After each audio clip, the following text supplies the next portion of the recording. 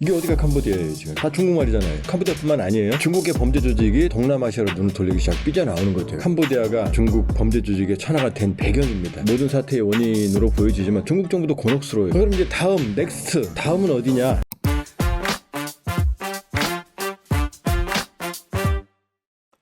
여러분 안녕하세요. 조한범TV 라이브입니다. 추석 때문에 오랜만에 뵙는데요.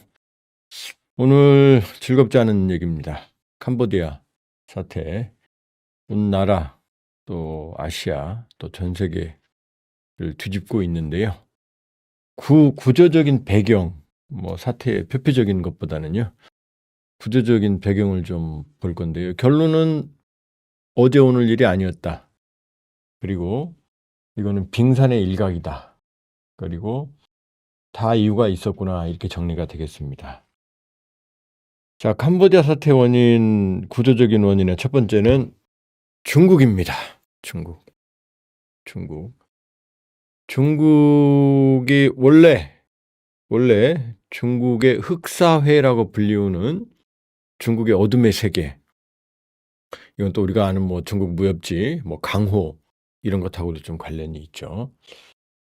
그러나 이 현대적인 의미에서 청나라 말기 부터 상업회라고 하는 지금 사태 원인이 되는 가장 주요한 중국 범죄 조직의 역사는 청나라까지도 거슬러 올라가지만 지금 현재 캄보디아 사태 동남아시아, 남아시아, 동남아시아를 휩쓸고 있는 이 캄보디아 사태의 구조적 배경의 첫 번째의 원인은 중국의 개혁 개방입니다.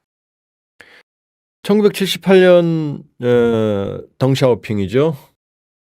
중국이 개혁 개방을 시작을 합니다. 왜 78년이냐면은 76년에 마오쩌둥이 죽거든요. 66년부터 76년까지 문화혁명으로 인간의 의식을 개조하기 위한 대규모의 숙청, 알려진 것만 100만 명 이상의 희생자. 덩샤오핑, 개혁 개방을 이끈 덩샤오핑도 그 희생자 중에 하나였죠. 그 이전에 58년에서 62년까지는 대약진 운동이라고 해서 스탈린주의를 모델을 적용시키기 위한 이 흐름을 해서 3천에서 5천만 명 추정입니다. 거의 우리나라 인구가 굶어 죽은 사태가 끝나고 나서 78년 덩샤오핑은 드디어 흑묘 백묘론, 야 이년 필요 없다, 먹고 살자, 고양이가 쥐만 잘 잡으면 되지라는 개혁 개방을 시작을 합니다. 그러니까 사실 마오쩌둥天安문 광장에 사진이 걸려 있지만 오늘날의 중국을 만든 진짜 주역은 작은 거인, 키도 그분은 안 컸죠. 덩샤오핑이라고 생각합니다. 자기 시신도 화장해서 바다에 뿌리라고 했을 정도로. 자, 중요한 건 뭐냐, 이 개혁 개방을 하니까 이 개혁 개방의 시장화가 자본주의처럼 이 자연 발생적인 자본의 축적 과정이 아닌 거예요. 누가 했어요? 공산당이 주도했습니다. 공산당이. 그러니까 1949년 중국 공산화 이후 현재까지 공산당이 살아남는 건, 지배 세력인 건 78년 개혁 개방을 했고 78년 이후 중국 경제는 지속적으로 성장을 했거든요. 그러니까 중국 인민들 입장에서는 중국 공산당이 개혁 개방을 했고 중국 공산당 때문에 밥을 먹고 있는 거야 적어도 라는 인식이 생기거든요. 왜? 생활이 조금 낮으니까요. 근데 문제는 뭐냐, 공산당과 자본이 결탁을 합니다. 이게 무슨 얘기지? 공산당이 개혁 개방을 했으니까 중국은 아직도 공산당이 주도 세력입니다. 그러니까 공산당이 경제를 결정하는 거예요. 그러니까 권력이 바로 자본이고 권력이 바로 금권인 거예요. 내가 모든 자원 투자 권한을 공산당이 가지고 있으니까. 그러니까 레드 캐피탈리스트, 붉은 자본가들이 생겨요. 공산당의 권력이 자본으로 이동하는 게, 그게 대표적인 게 바로 태자당이에요. 중국 최고 권력자들의 자제들이 자본의 요소에 배치가 되는 거죠. 붉은 자본가가 첫 번째 탄생합니다. 자, 이거는 건강하지 않죠. 왜냐? 중국 관시, 연줄로 인해서 자본을 확보하니까. 두 번째는 레드 마피아입니다. 결국 이 불법적인, 이 합법적이지 않은 부정부패 구조가 이 범죄 이 개혁 개방의 범죄의 온상이 되는 겁니다. 그 첫 번째가 바로 1989년天安문 사태입니다. 이게 지금 유명한 사진이죠. 모여 있는 89년. 이게 여기 있는 이 사람이 한 사람이 이 인민해방군의 탱크를 막아요. 이게 아주 유명한 사진이죠. 결국 이분은 끌려갔고 생사를 모릅니다. 우리가天安門만 알고 있지만 이天安門은 보여진 거고 지금 뭐 알려진 사망자는 수백 명이지만 그러나 비공식적으로 10,000명 내외가 학살당했다는 설이 거의 유력하거든요. 이 외에 많은 지역에서 학살을 당했습니다. 근데 이때 주요 구호 중에 하나가 뭐냐면은 바로 부패한 관료들, 부정부패 척결이었어요. 그러니까 78년에 개혁 개방을 시작했지만 89년이 되니까 이미 이 자본과 결탁한 공산당 권력의 부정부패가 싹트기 시작했던 거죠. 자, 두 번째는 이제 이러니까 어떻게 되죠? 중국의 개혁 개방과 함께 중국의 경제력이 커지겠죠.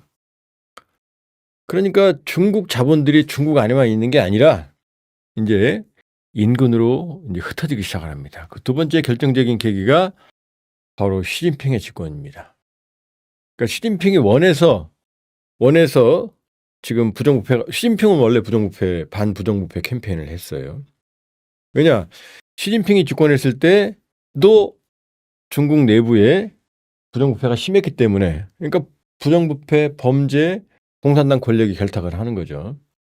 그러니까 시진핑은 반부패 캠페인, 그러니까 시진핑 지지 기반의 한 원인 중에 하나가 반부패예요. 지금도 막 잡아놓잖아요. 자기 측근들도.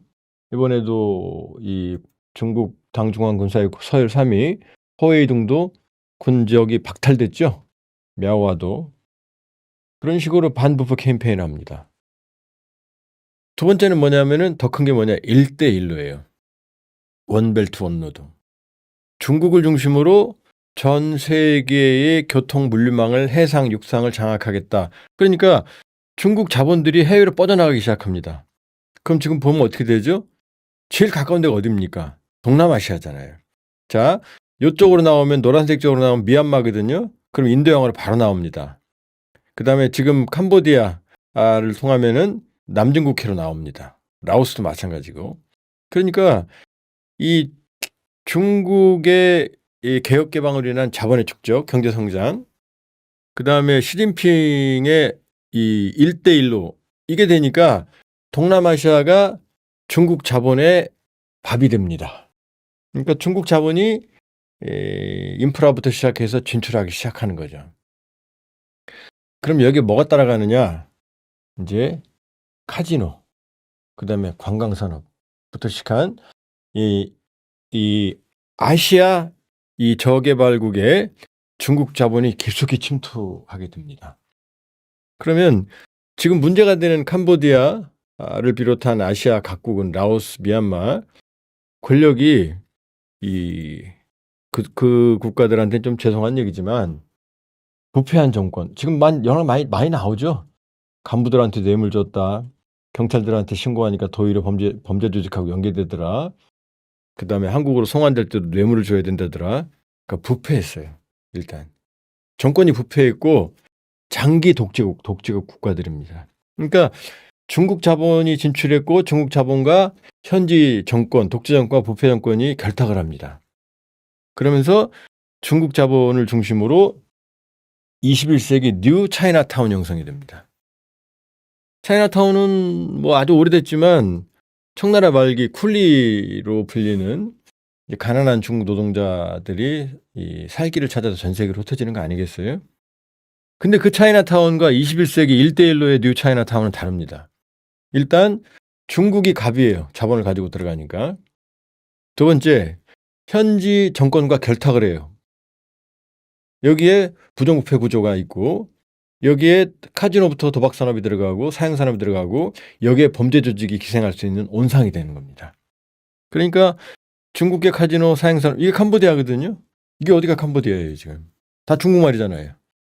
그러니까 21세기형 차이나타운이 만들어지고 여기에 중국 자본, 부패한 현지 정권, 그다음에 범죄 조직, 그다음에 중국인의 가장 중요한 타깃 전 세계 국가가 이제 이 범죄에 타깃이 되는 거죠. 자, 그다음에 이 캄보디아 캄보디아가 왜 범죄의 온상, 캄보디아뿐만 아니에요. 온상이 되느냐면 2019년의 저주 때문입니다. 왜 2019년 왜 그렇지? 자, 지금 21세기형 차이나타운이 만들어지고 이 중국계 자본이 들어가고 중국계 범죄 조직이 들어가고 이제 시진핑이 안에서 부정부패 이 중국은 최고 사형까지 시키잖아요. 범죄. 특히 조직폭력배, 그다음에 마약 이런 거는 아주 극형에 처합니다. 그러니까 시진핑의 1대1로 함께 자본도 넘어가지만 중국의 범죄 조직이 동남아시아로 눈을 돌리기 시작 삐져나오는 거죠. 왜? 처벌이 약하니까. 그리고 중국 관광객, 중국인들을 대상으로 주로 도박 카지노 이런 걸 하는데 이 2019년 그러니까 중국의 온라인 도박의 피해가 너무나 크니까 중국이 캄보디아를 압박해서 캄보디아는 중국말 들어야 되거든요. 이 온라인 도박을 이제 캄보디아가 금지를 시킵니다. 그러니까 거대한 차이나타운, 중국계 1대1로 형성된 차이나타운, 20세기 차이나타운에 지금 할 일이 없어지는 거죠. 두 번째는 코로나 사태예요. 캄보디아 관광산업의 GDP의 10에서 30%까지 2019년 기준으로 관광인데 코로나 사태로 관광산업이 직격탄을 맞잖아요. 그러니까 캄보디아는 지금 손가락 봐라 관광산업이. 그다음에 이 도박, 카지노 여기 기생하던 어떤 산업들은 이 갈 길이 없어. 그러니까 이제 드디어 이제 사이버 범죄, 보이스피싱, 그다음에 투자 사기, 로맨싱 스캠으로 대표되는 3대 산업들이 이제 이 코로나 시기를 기반으로 이 불처럼 타오르는 거죠. 자, 그러니까 이 중국 범죄 조직 천하가 캄보디아가 이 중국 범죄 조직의 천하가 된 배경입니다. 중국.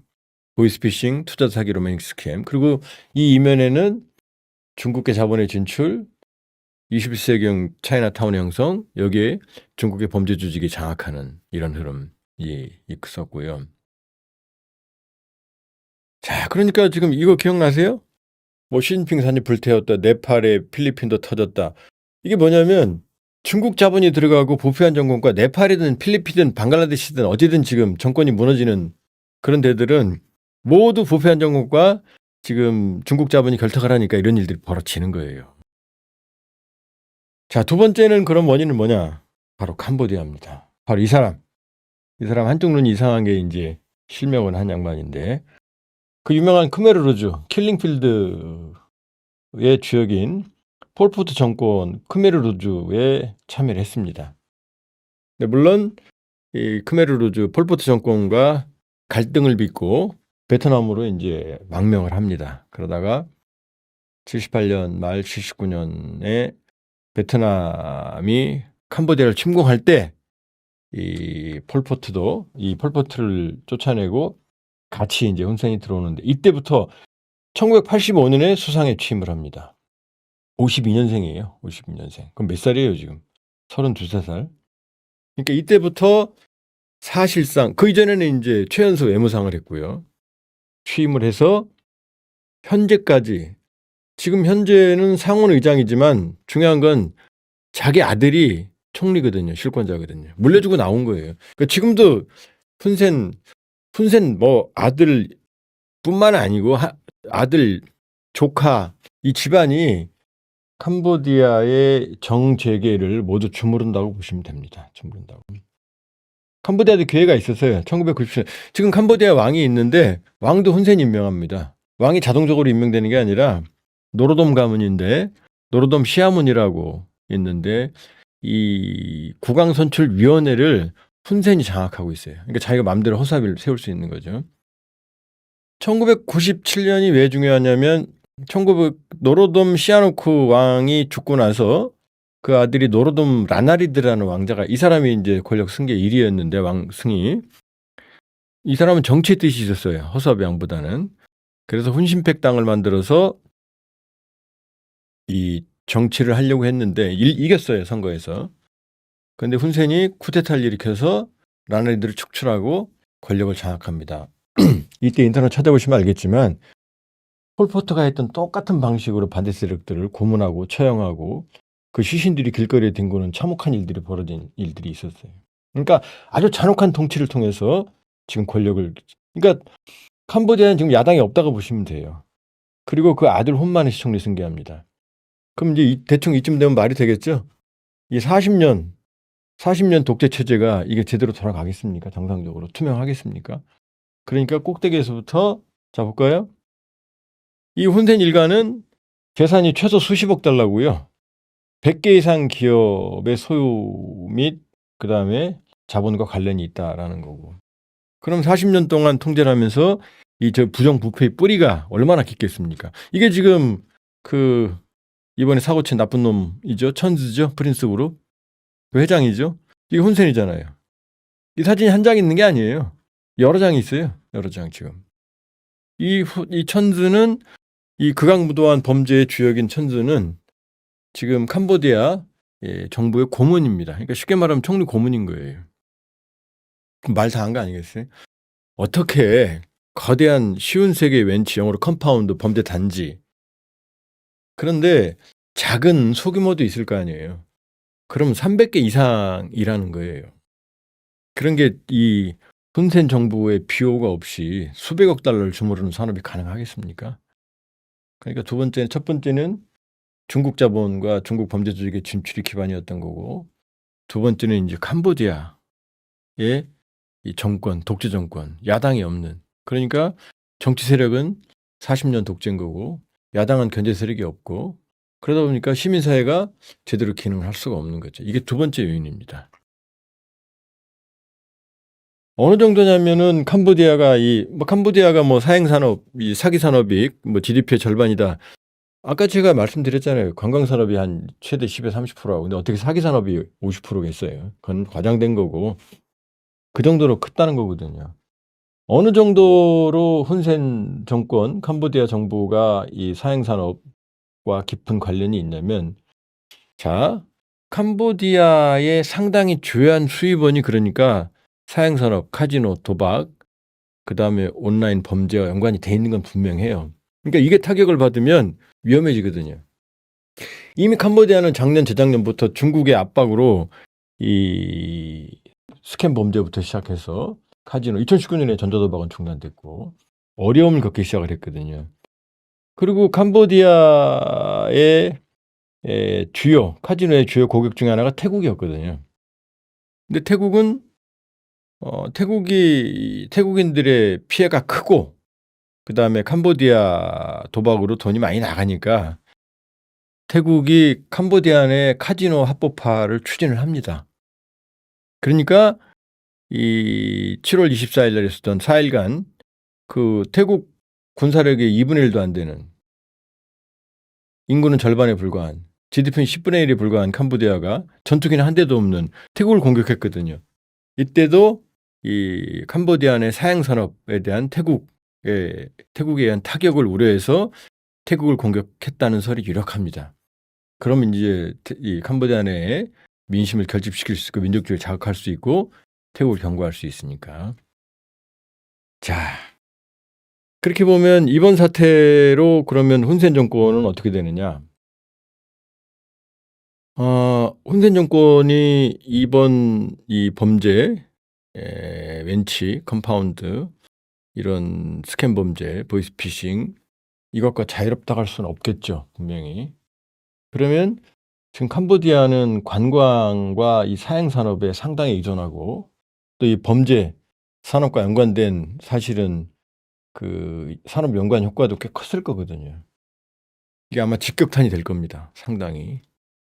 그렇게 되면 캄보디아 경제가 상당히 흔들릴 가능성이 높죠. 이번 사태는 단기적으로 회복이 불가능할 거예요. 그리고 혼센 정권도 책임이 있으니까.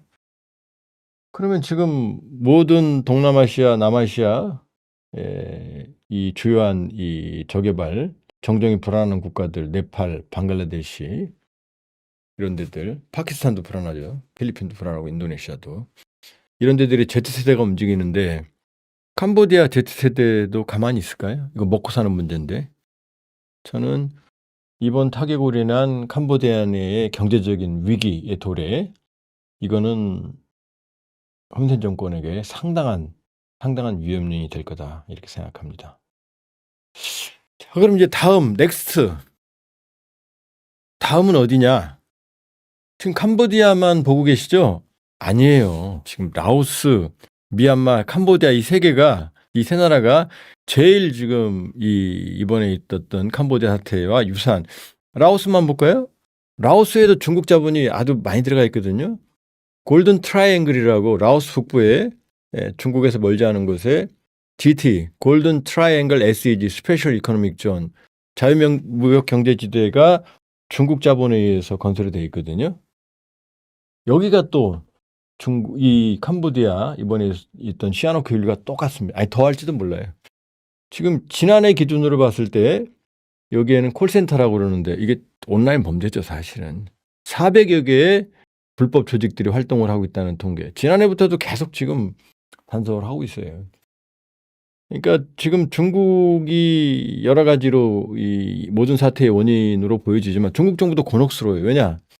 이런 범죄의 가장 최고 이 범죄 조직의 이 최고 순회가 중국이지만 그러나 그 피해자도 다 중국이 제일 많거든요. 그러니까 매년 수천 명씩 송환해 가거든요. 일부는 처형까지 시키고 그런데도 근절이 안 되는 거죠. 자, 라오스 야당이 아예 없어요. 일당 독재예요. 정치, 집회, 결사의 자유도 없어요. 미얀마 군부 독재. 거의 뭐 범죄 집단에 가까울 정도로 군부 독재가 이루어져요. 그러니까 미얀마, 라오스, 그다음에 캄보디아가 가장 정정이 불안한 독재 국가들입니다. 그러니까 여기가 제일 강하죠. 그다음에 필리핀, 말레이시아, 베트남, 태국 여기도 이쪽도 뭐 미얀마, 라오스, 캄보디아보다는 안정적이지만 이쪽도 피해자이면서 가해자들이 상당 부분 섞여 있죠. 물론 우리도 마찬가지죠. 우리도 중국계 범죄 조직에 한국계 모집책 그리고 자발적으로 참여한 어떤 지금 송환되는 1차로 송환되는 사람들은 구출되는 사람도 있지만 다수가 지금 구속이 되잖아요. 예, 지금 캄보디아 사태 알아봤고요. 중국의 영향력의 확대를 기반으로 21세기형 차이나타운이 만들어졌고 현지 독재 정권 부정부패 구조에 연결이 됐고 이게 그렇다고 보면은 캄보디아만 드러난 거지.